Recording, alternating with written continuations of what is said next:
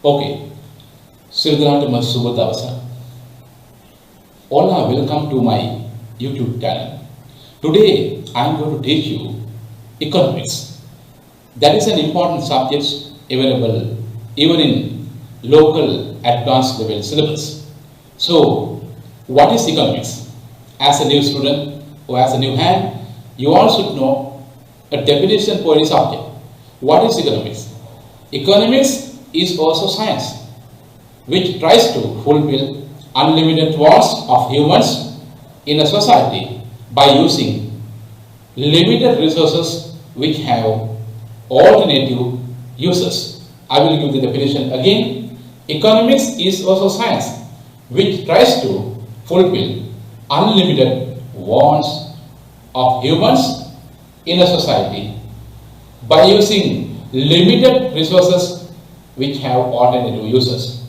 So we can have different definitions given by economics, but that is enough for you to understand. That is a simple definition. Okay. Then in economics we have different branches like microeconomics, macroeconomics, managerial economics, development economics, like that. But here we mainly focus on only microeconomics and macroeconomics. Those two parts are available in your syllabus. What is microeconomics? What is micro? Microeconomics. You know, here micro means small. This term micro comes from Greek language. Here, if you study the each individual components in an economy, then it is called microeconomics. If you study each individual components available in economy, then it is called microeconomics. For example, if you study about consumer behavior in a market, or if you study about market price of the product, or if you study about market demand, market supply, or market equilibrium, then they all are coming under microeconomics. You understood simply what is micro. Then we can go to macroeconomics. Here, macro means large. It is also coming from Greek language. Macro means large. Here, if you study the whole economy as one unit, that is called macroeconomics. If you study the economy as a whole, as a one unit, that is macroeconomics. Under this, we study countries' inflation, countries' unemployment, countries' employment, countries' gross domestic production, countries' international trade, or countries' exports, countries' imports. Likewise, we study the economy as a whole, then it's called macroeconomics. Right? You simply understood second concept, macroeconomics. So we have got another two concepts with these micro and macroeconomics. That is positive statements and normal statement. What is positive statement? What do you mean by a positive statement? You know, a positive statement is a statement which is really dependent on facts or evidence. They are really objective statements. Depending on given facts or evidence, you can prove it. Then you can reject or accept. For example, if you say inflation rate of Sri Lanka is 5%, that is really dependent on evidence, facts. You can accept that. Or if it is wrong, you can reject. Another example, unemployment rate in Sri Lanka is 18%. That is a positive statement. It is dependent on given information, evidence, facts. Another example for positive statements, you will say gross domestic production in Sri Lanka is 150 billion. The value may be different, but it's really positive statement. It's dependent on facts or evidence. So you understood example for positive statement and definition for positive statement. Then we can move to normative statement. What is normative? Normative statement are really subjective statement. Normative statements are really subjective statement. They are not dependent on evidence or facts. They are just personal opinions. Normative statements are really personal opinions. Therefore, they are not dependent on facts or evidence. Then they are just judgmental statement. Then, for example, if you say government has increased the price of petrol by 50 rupees, then somebody can say increasing the price of petrol by 50 rupees is unfair for the motorists. That is a personal view, personal opinion. Somebody say government has to provide new job opportunities for the graduates. That is also personal opinion. If it is another one, government should implement new projects in the country to develop the country like that. That is a normative statement. That's really subjective matter. If you take another example for normative statement, government should try to reduce the inflation rate of the economy. That is also personal opinion. They are really subjective. Then you understood in simple manner normative and positive statement. Okay. Then we can understand another three concepts which have interrelationships. Number one, scarcity. Number two, choice. Number three, opportunity cost. Opportunity cost. What is scarcity? You know, our wants are limited, but our resources are limited. Therefore, we have got a gap between limited resources and unlimited wants. That is called scarcity. The gap between limited resources and unlimited wants is called scarcity. We have got a subject called economics because of scarcity. We try to solve the problem of scarcity by using economics. Right. Now we can come to choice. You know, even in our scarce resources or limited resources, we have alternate uses, different uses, options. Therefore, we can't fulfill everything.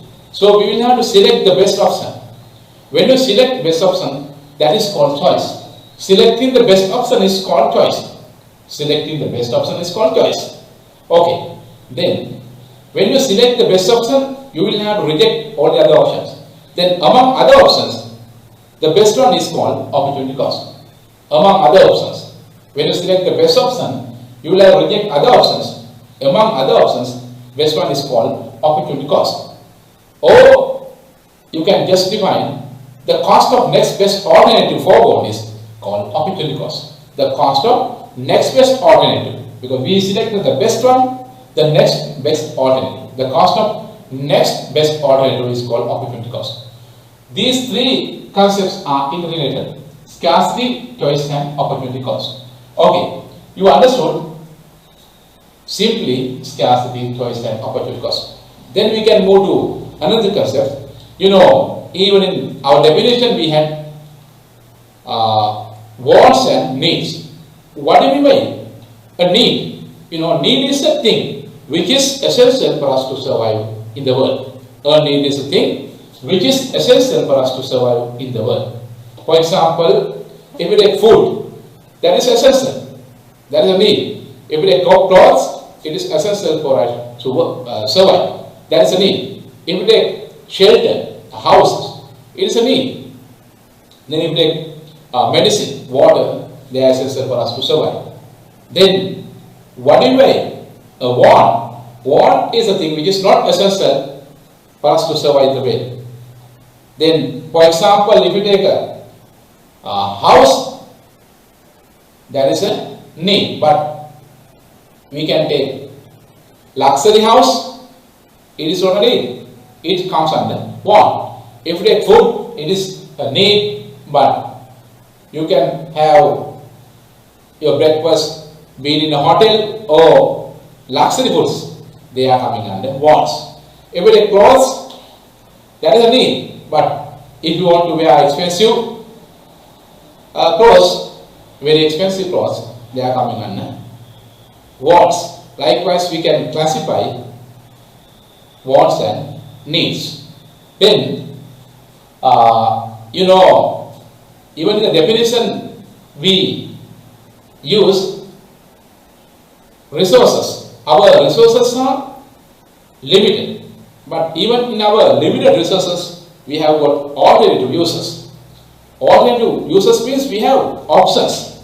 For example, if you have 100,000 rupees, you can deposit it in a bank, or you can start a new business, or you can buy a laptop. Likewise, we have optional uses of our limited resources. Then we will have to select the best option, that is called choice. When you select the best option, you will have to reject other options. Then among the other options, best one will be opportunity cost. Okay, then we basically understood these concepts. Number one, definition for economics. Number two, microeconomics. Number three, macroeconomics. Number four, positive statements. Number five, normative statements. Next, number six, relationship between scarcity, choice and opportunity cost. Then we understood wants and needs. Then we will move to another definition or another concept. That is, what do you buy? Economic goods and free goods. Those goods which we have produced by using limited resources are called economic goods. Those goods which we have produced by using scarce resources or limited resources are called economic goods. If you take refrigerator, laptop or vehicle, they all are produced by using limited resources. Therefore, they are coming under economic goods. What do you mean by free goods? There can be goods which are given by nature. They are gift of nature. They are called free goods. For example, air, sunlight, river water, sea water. No opportunity cost, no honor. Therefore, they are called free goods. Then how can you compare economic goods and free goods? If you take economic goods, there is an honor. But if you take free goods, no honor. If you take economic goods, opportunity cost is there because you have to sacrifice. When you use one item, you have to sacrifice another item. But when it comes to free goods, no opportunity cost. Then third comparison, no price for free goods, but economic goods price is there. Then if you take free goods, no scarce resources, abundant. That means it is not limited. But if you take economic goods, they are limited. Likewise, you can compare the difference between economic goods and free goods. So, we will move to again another concept under natural resources or free goods. We have two types, renewable goods and unrenewable goods. Whatever renewable goods, renewable means when you use, there can be decrease in the quantity, but you can again renew, you can enhance the quantity. If you take water, forest, then they are coming under renewable. What is unrenewable or non-renewable? Those resources which cannot be again increase the quantity are unrenewable.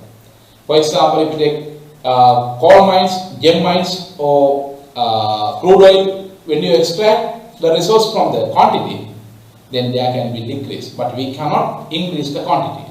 So, you understood the difference between renewable and non-renewable, then we can move to another concept available in economics, that is factors of production.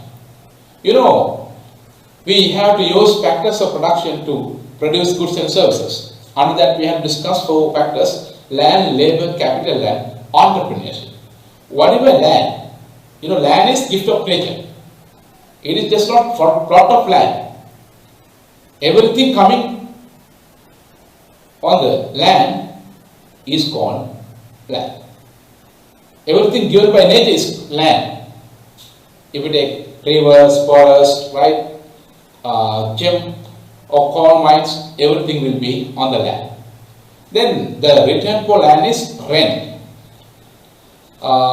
Next factor is labor. What is labor? That is the physical and mental effort done by the people. That is the physical and mental effort done by the people. That is called labor. The return for labor is salaries or wages. We can improve the usage of labor by giving education, training, like that. Third factor is capital. What is capital? Capital is the man-made goods. Man-made goods. Example, equipment, machineries, they are made by man. The return for capital is interest. The last factor is entrepreneurship or enterprise. That is the factor which has to collect and organize other 3 factors: land, labor, capital. The return for entrepreneurship is profit or loss. That is the risk-bearing factor. So, we understood basic concept in economics. Then, please don't forget to subscribe me. Below the video, there's a button, red color button, subscribe button. Then press that button and click the bell icon, and also you can switch on your notification. Then I can easily send you my next video. From my next video, I will discuss the balanced concepts available in chapter 1. Then it will help you to improve your understanding about economics. Thank you very much.